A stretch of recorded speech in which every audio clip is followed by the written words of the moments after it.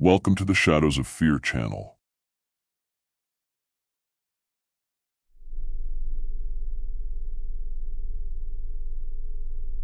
My dad worked for over 30 years driving cargo trucks.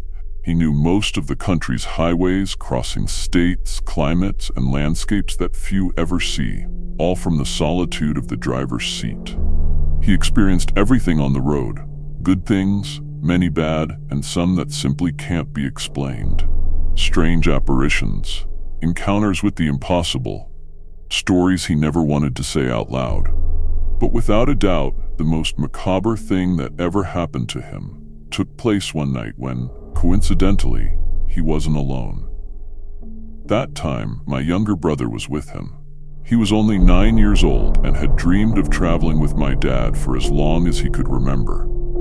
For years, he had watched him leave at dawn and return days later with tales of endless roads, lost towns, and distant lights in the night. He had always wanted to be just like him. So when the December holidays arrived and he had the chance to join him on a trip to Coatzacoalcos, he didn't hesitate.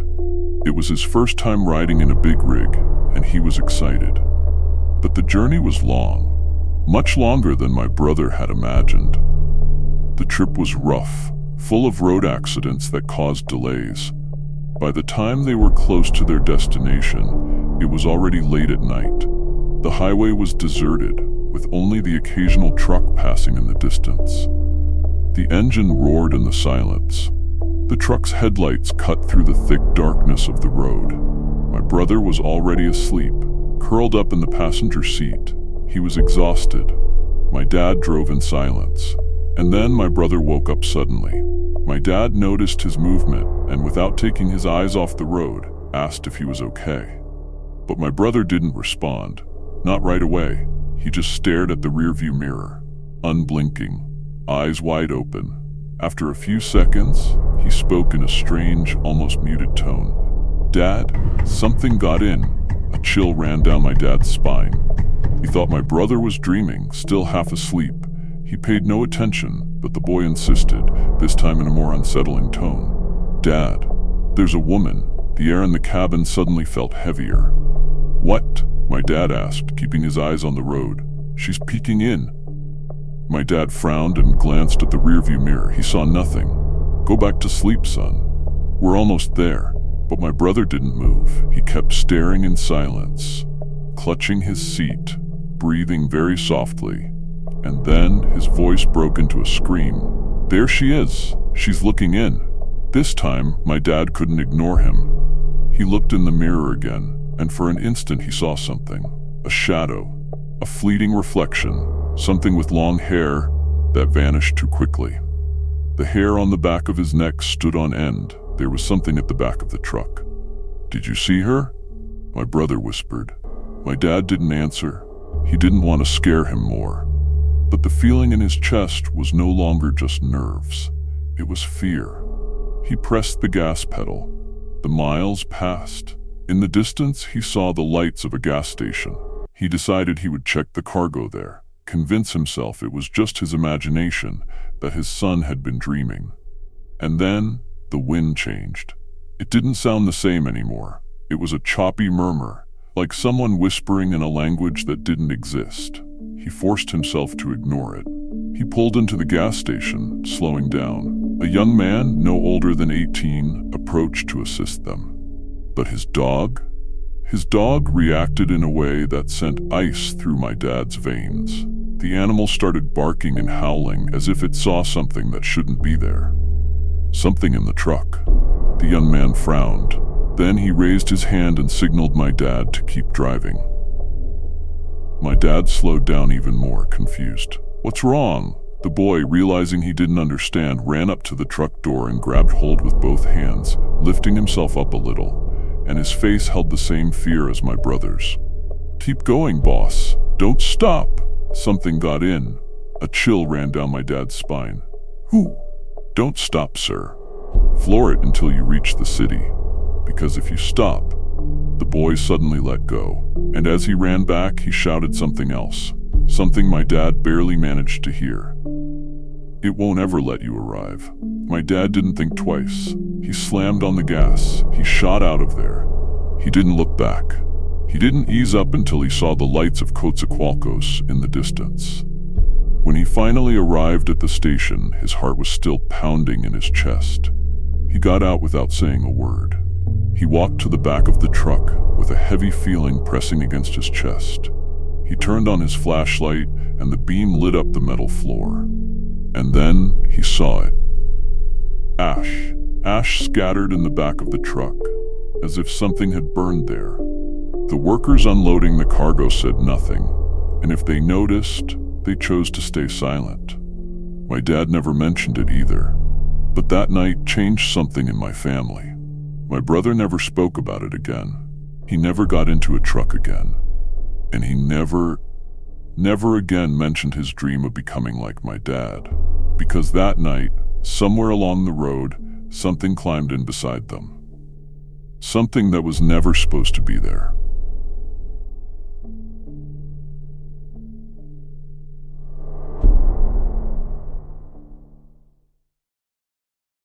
If you're enjoying these dark tales and want more, don't forget to leave a like, subscribe to Shadows of Fear, and share your thoughts in the comments. Now, let's continue.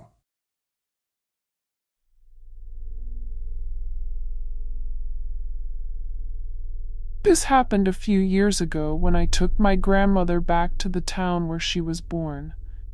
It had been a long time since she had returned, ever since my father passed away. In fact, he was the one who took care of her, and after he was gone, my siblings and I brought her to live with us.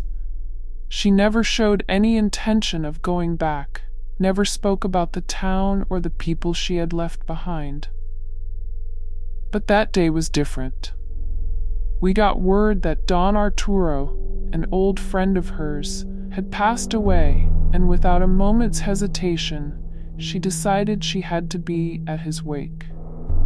The call came on a Thursday at 4 in the afternoon, and by 4:30, she and I were already on our way to the town. The journey was neither short nor easy. My grandmother's hometown was in a mountainous area, and the roads were not only dangerous due to their curves and narrow paths, but also because of the robberies that, according to rumors, happened in the loneliest stretches. People spoke of men who would come down from small houses, perched high on the hills to take advantage of stranded travelers. That's why those familiar with the route always traveled during the day and avoided unnecessary stops. The trip went smoothly until, on a particularly sharp curve, I suddenly felt the car become unstable. The steering wheel jerked from side to side, and I had to slow down until we came to a complete stop. I got out to check, feeling a tightness in my chest that only grew stronger when I saw what had happened. One of the tires was completely flat. The sun was beginning to set, and on that road, being stranded meant one thing: danger. But when I looked at my grandmother, expecting a reaction, I saw that instead of saying something or even looking at me, she simply clasped her hands together and started praying. It annoyed me. I was there, trying to figure out a solution, and she was just praying. I bent down to examine the damage, trying to find a way to change the tire without the damn jack I hadn't brought. That's when I heard the sound of an engine approaching very slowly. It was subtle, but unmistakable. I stood up and turned toward the road just in time to see a huge truck emerge from the curve. It stopped right in the middle of the road. I couldn't see how many people were inside. The windows were completely tinted. Whoever they were, they just stayed there, motionless, watching us. They stayed like that for a full minute, an eternity. My grandmother kept praying. I didn't know what to do. My heart was pounding, and though I tried not to think about it, I was sure they were about to get out of the truck. I had no idea who they were, but the way they were watching us, the way they had stopped in the middle of the curve, without a care in the world, told me nothing good was about to happen. Then, without warning, they turned around and disappeared the way they had come. I stood frozen. I looked at my grandmother, hoping for an explanation, a reaction, but she just kept praying, eyes fixed downward. I didn't say anything. I just wanted another car to pass, a patrol, anyone who could help us. But the road was empty. The sun disappeared. The cold of the mountain became more and more intense. "Grandma, if anything happens, if they come back, you hide in the bushes," I whispered, almost feeling ridiculous for saying it. She didn't respond. She murmured something I couldn't understand and kept praying. Then, another car appeared from the curve. It was small, completely opposite to the truck from minutes before. It stopped right behind us, and after a few seconds, a very tall man stepped out of the driver's seat. He walked toward us calmly. "Do you need help?" he asked in a steady voice. I nodded, though I wasn't entirely sure if I should trust him. However, when he opened the trunk of his car and pulled out some tools, I felt an immediate sense of relief. He was a tire repairman. I don't know what you call it in your country, but he worked at a tire shop, fixing and replacing tires for a living. Exactly the person we needed at that moment. He didn't say anything else. He knelt beside the damaged tire and started working quickly, as if nothing about the situation was strange. I could barely believe it.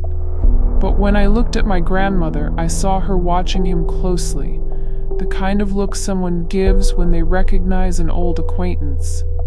Then, as if he had felt her gaze, the man looked up at her too. He was silent for a moment before smiling in disbelief.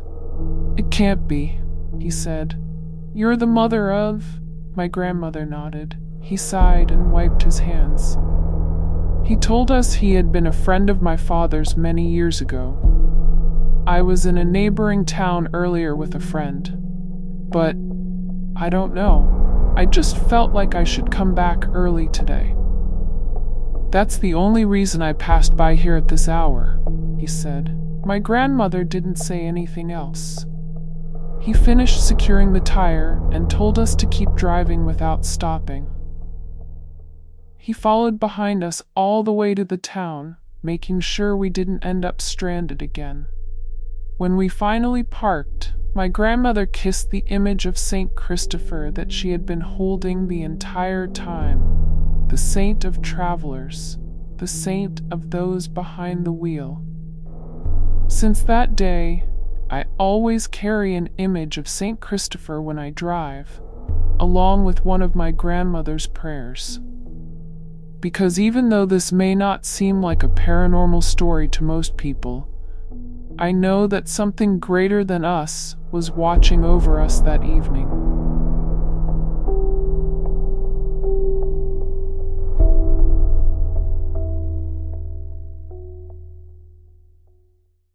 If you're enjoying these dark tales and want more, don't forget to leave a like, subscribe to Shadows of Fear, and share your thoughts in the comments.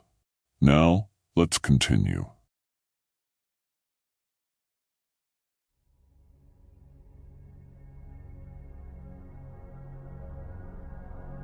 I'm sharing this experience so you can be the ones to decide. This happened exactly 2.5 years ago when my brother and I were traveling by road. He was driving and I was in the passenger seat. At the time, I didn't have a license yet, so I was just keeping him company on his first long trip without our parents, to make sure he didn't get bored.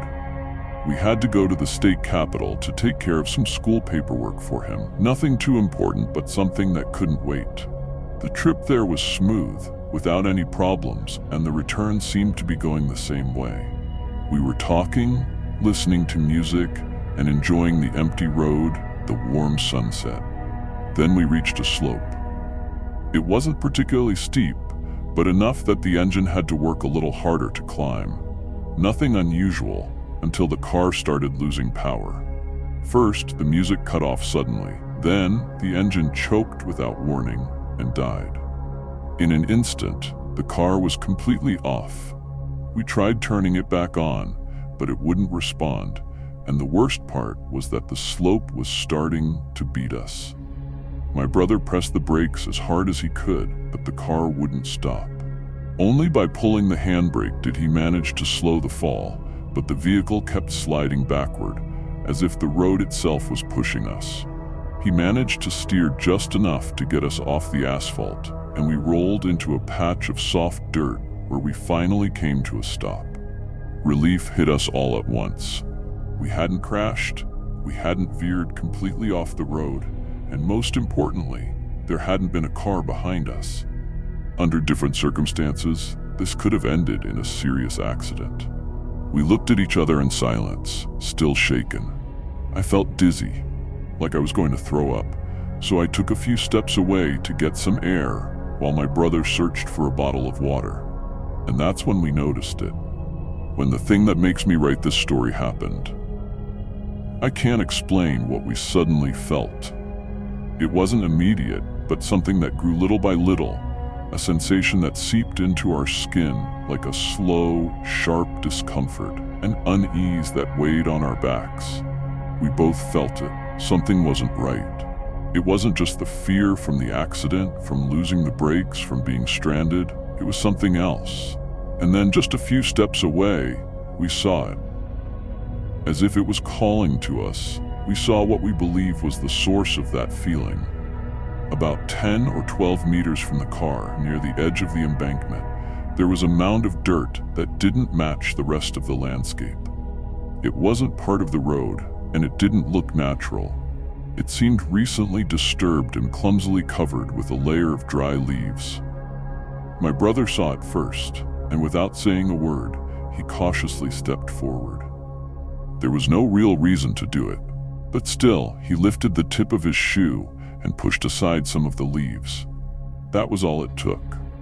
Beneath the leaves, peeking through the loose soil, was a pale, thin, motionless hand. My brother didn't wait another second. He turned immediately and ran back to the car. I barely had time to react before I followed him without thinking. He grabbed a reflective emergency triangle from the trunk and left it by the side of the road. Then we jumped into the car. He turned the key, and the engine started without a single problem. As if it had never failed. As if nothing had happened. We drove without stopping until we reached the city, still trembling. When we finally found a place to park, my brother pulled out his phone and called the police. He gave them the exact location of where we had been, as detailed as possible, even mentioning the emergency triangle. We didn't care if they could track the call or ask us questions. We just wanted to make sure someone found that person. Over time, many people have told us it was just a coincidence, that we just happened to stop there by chance, that the car failure was nothing more than bad luck. But I don't believe that. That car had never failed before, and it never failed again after that. What happened led us to that exact spot. It forced us to stop, to see, to know that someone was there. And even though I don't know if it was fate or something else at work, there's one thing I'm sure of. That person is no longer alone. Since that day, hoping that in some way we did the right thing, I pray for them every single night.